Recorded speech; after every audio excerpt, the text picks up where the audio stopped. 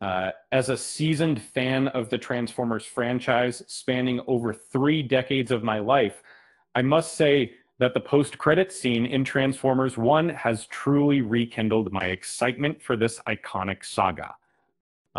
The confirmation that Megatron, the undisputed leader of the Decepticons, has started his army is a momentous occasion, to say the least. I heed this notice. The movie unveils hidden scenes post credits that paved the way for the series' future development, contrasting with Paramount's live action franchise. A 2024 animated film is set to launch, delving into Optimus Prime and Megatron's origins. Initially appearing as allies, they eventually become adversaries by the film's end, battling for Cybertron's fate. The climax culminates with Optimus Prime assuming command of the Autobots and Cybertron, while Megatron is exiled with the High Guard. This opens up possibilities for additional tales to unfold. Given that the movie is set millions of years ago, seemingly unrelated to the usual timeline, it could serve as an excellent starting point for a fresh chapter of the franchise. And there's optimism that an animated trilogy might emerge following the 2024 film, which makes it understandable that there are post-credit scenes in hinting at potential future developments. Just like the live-action films have used credit scenes to lay groundwork for the future, the animated side of the franchise now follows suit on a larger scale. Transformers 1's mid-credit scene reunites Bumblebee with his friends. B-127 returns to sub-level 50 for a comedic scene. The initial credit scene unfolds soon after the credits start rolling. Instead of wrapping up the story at the end of the movie, they cleverly employ a mid-credit scene to extend B-127's tale and reveal what transpires following his part in Optimus Prime's ascension as Cybertron's leader and gaining his trust. The beloved Autobot makes a reappearance at sub-level 50, the location of his initial encounters with Orion Pax and D-16. There he has a brief, heartwarming reunion with his cherished companions, the homemade robots like Tron, whom he affectionately refers to as his friends. Overwhelmed by his newfound abilities, B-127 eagerly shares this excitement with them. However, things take an unexpected turn when his lethal knife hands inadvertently cause harm to two of the robots.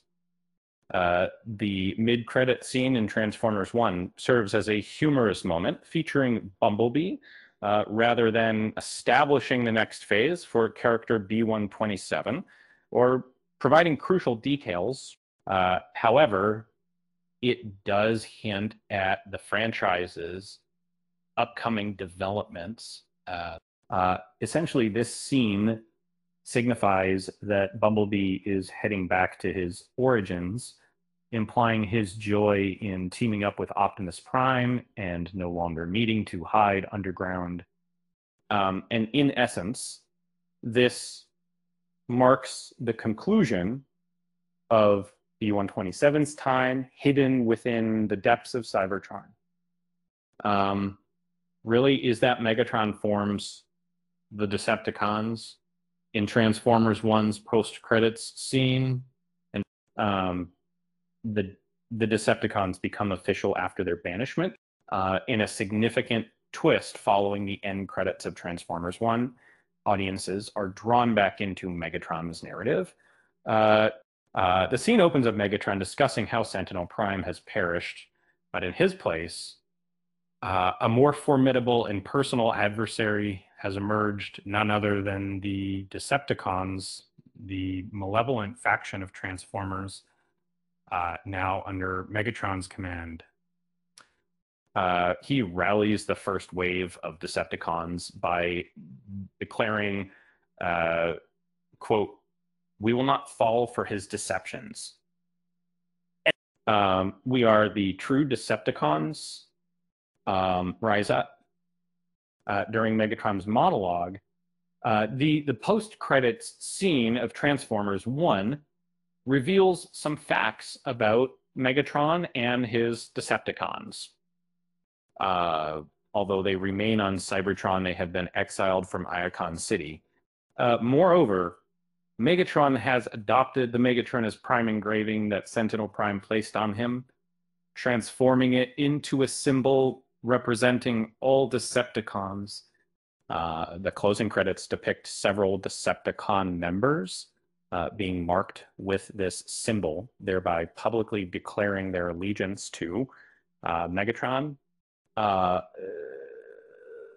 Who is part of Megatron's Decepticons team?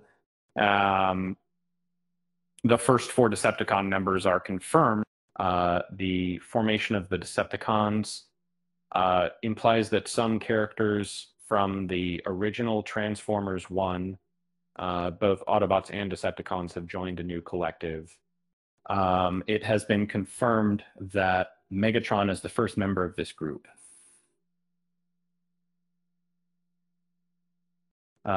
Given his role as the Decepticon leader in most Transformers narratives and his creation of them in Transformers 1, it's no shock or controversy that he is included among the team members. Although the closing credits scene reveals numerous undetermined characters as part of Megatron's forces, several prominent figures are now supporting him. As a film enthusiast, I wasn't taken aback when I learned that Starscream from Transformers 1 had joined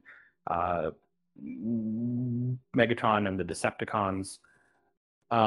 After all, he was one of 3 characters explicitly shown with the Decepticon symbol etched onto their robotic forms, alongside Shockwave and Soundwave.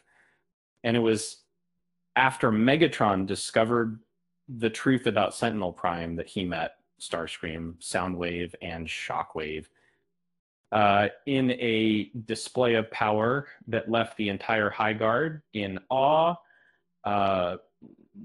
Megatron swiftly overpowered Starscream.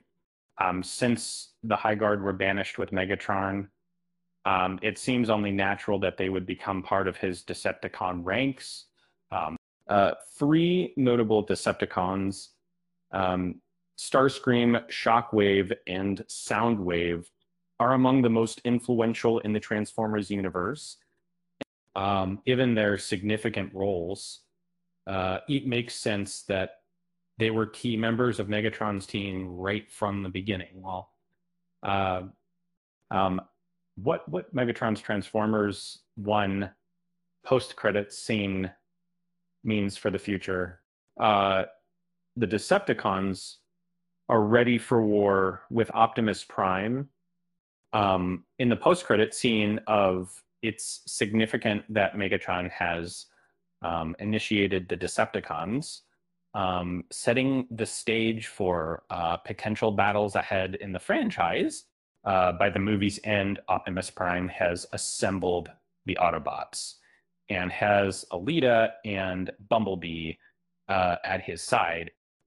Essentially, Megatron now has an army to wage war against Optimus Prime as he pursues vengeance. And their final exchange in Iacon City, where Megatron warns Optimus Prime, hints that the rift between these former allies is far from resolved, with Megatron departing the city accompanied by the High Guard. With the Decepticons now assembled, Megatron has the firepower at his disposal to fulfill his pledge.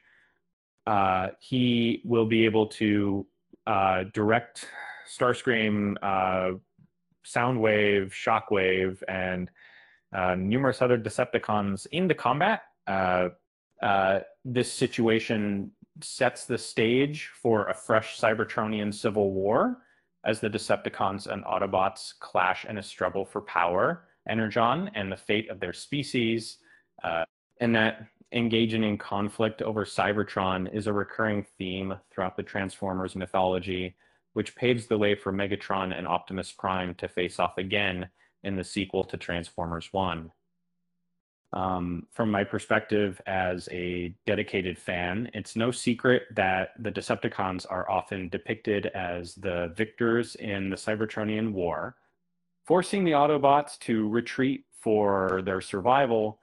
Megatron, with his ambition burning brighter than ever, is now meticulously building an army capable of executing a planetary conquest, perhaps even expanding his dominion beyond changing. The outcome in the narrative is still uncertain, but one thing is clear.